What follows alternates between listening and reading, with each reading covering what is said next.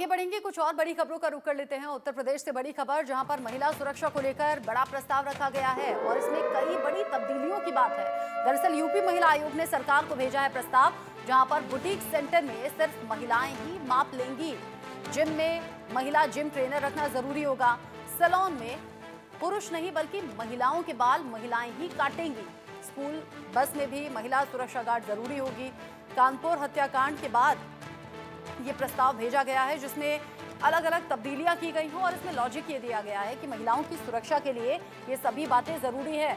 महिला आयोग की तरफ से ये दिशा निर्देश भी सामने रख दिए गए हैं, जिसमें बताया गया है कि अगर आप दर्जी के यहाँ या फिर बुटीक पर अपने कपड़े सिलवाने के लिए जाती हैं तो वहाँ पुरुष दर्जी आपका माप नहीं ले पाएगा और वहाँ महिला को स्पेशली रखना होगा ताकि वो महिलाओं का माप ले। साथ ही साथ इसी तरीके से पुरुष महिला के बाल नहीं कट पाएंगे। डांस स्कूल हुआ या फिर कोचिंग सेंटर हुआ या फिर जिम हुआ, महिलाओं के लिए महिलाओं को रखना जरूरी होगा। मोहम्मद शबाब इस खबर को लेकर ज्यादा अपडेट के साथ जुड़ गए। इंडिया न्यूज संवाददाता शबाब, यूपी सरकार को भेजा है प्रस्ताव ये महिला आयोग की तरफ से, इस पर फैसला कब तक?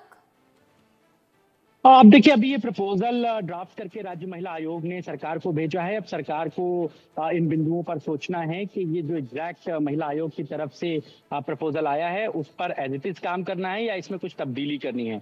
जैसा कि आपने बताया, हमारे दर्शकों ने भी इस बात को सुना कि महिलाओं की सुरक्षा के मद्देनजर राज्य महिला आयोग ने इस पर चिंता जाहिर की है और इस चिंता के मद्देनजर इस चिट्ठी को लिखा गया है।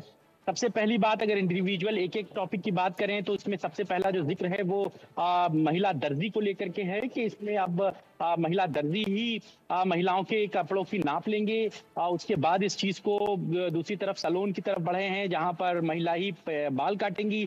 इस तरीके की तमाम बातों का जिक्र किया गया है। अब राज्य महिला आयोग ने इन पर किन किन बिंदुओं पर कैसे विचार किया है, क्या कुछ उनके जहन में था। हालांकि बबीता चौहान इस बाबत महिला सुरक्षा का ही हवाला दे रही हैं, जो राज्य महिला आयोग के अध्यक्ष हैं। वो कहती हैं कि कानपुर की घटना के बाद इस तरीके की चीजों को जो है वो एग्जीक्यूट करना बहुत जरूरी है। लिहाजा हमने सरकार को ये प्रपोजल भेजा है। सरकार को इस पे आगे का कदम बढ़ाना है। फिलहाल राज्य महिला आयोग की इस चिट्ठी के बाद चारों तरफ एक अफरा तफरी सी है, क्योंकि बहुत सारी इसमें ऐसी चीजें हैं जिनका एग्जीक्यूशन थोड़ा सा मुश्किल है। हालांकि टेलर की दुकान पर तो महिला उपलब्ध हो सकती हैं। जिम ट्रेनर में अधिकतर जितने भी बड़े जिम हैं जहां पर यूनिसेक्स होते हैं, वहां पर महिलाओं के लिए महिला जिम ट्रेनर पहले से मौजूद रहते हैं। ठीक इसी तरह पर सैलून में भी एक आध मेल हेयर स्टाइलिस्ट हो सकता है, लेकिन महिला हेयर स्टाइलिस्ट पहले से मौजूद रहते हैं। मेकअप आर्टिस्ट महिलाएं रहती हैं। इस तरीके की चीजें जो लिखी गई हैं उस पर कैसे सरकार फैसला लेगी, और सबसे बड़ी बात यह है कि इसका एग्जीक्यूशन कैसे हो पाएगा। फिर सरकार को इसका ड्राफ्ट तैयार करके सारे जिलाधिकारियों को भेजना पड़ेगा, पुलिस को भेजना पड़ेगा। उसके बाद वो एक एक जगह पर ये नोटिस चस्पा करेंगे। उसके बाद इन तमाम चीजों को अमली जामा पहनाया जा सकता है। फिलहाल महिला आयोग ने ये चिट्ठी लिख दी है। अब सरकार को इस पर फैसला लेना है कि कैसे और किस तरह इस पर आगे काम करना है। जी, अब प्रस्ताव रख दिया गया है, इस पर अलग अलग तरह के रिएक्शंस भी सामने आ रहे होंगे। जाहिर सी बात है, जब कोई प्रस्ताव रखा जाता है तो उसकी चर्चा चारों तरफ होती है। शबाब, जैसे ही इस फैसले के बारे में मालूम हुआ, इस प्रस्ताव के बारे में मालूम हुआ, तो हम लोग भी न्यूज रूम में बात करने लगे। इस पर तरह तरह के रिएक्शंस थे। कोई कह रहा था कि महिला और पुरुष के बीच में ऐसे तो भेद और ज्यादा बढ़ जाएगा, फिर दोनों साथ में काम करें, आगे बढ़ें, ये तो फॉर्मूला बिल्कुल फेल साबित हो जाएगा। कुछ लोग कह रहे हैं कि हाँ, सही फैसला है, कई बार अनकंफर्टेबल हो जाते हैं माप देने के लिए। तो कई लोग ये भी कहते हुए नजर आए कि जिन जिन फील्ड में महिलाओं को रखने की बात है, जैसे सैलून हो गया या फिर बुटीक हो गया या टेलर की दुकान हो गई या फिर जिम हो गया, डांस स्कूल हो गया, कोचिंग सेंटर हो गए, क्या इन सभी जगहों पर महिलाएं काम करती हैं? कई जगह तो महिलाएं ना के बराबर होती हैं। तो कैसे फैसला इंप्लीमेंट हो सकता है?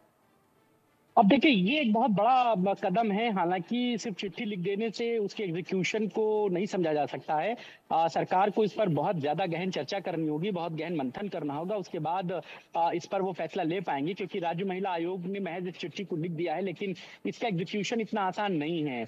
उदाहरण के तौर पर आप खुद इस चीज को अपने ऊपर सोचिए। अभी जब आप बुलेटिन के लिए मेकअप ले रही होंगी तो 99% इस बात के आसार हैं कि जिसने आपका हेयर किया होगा वो मुमकिन उम्मीद है एक लड़का होगा।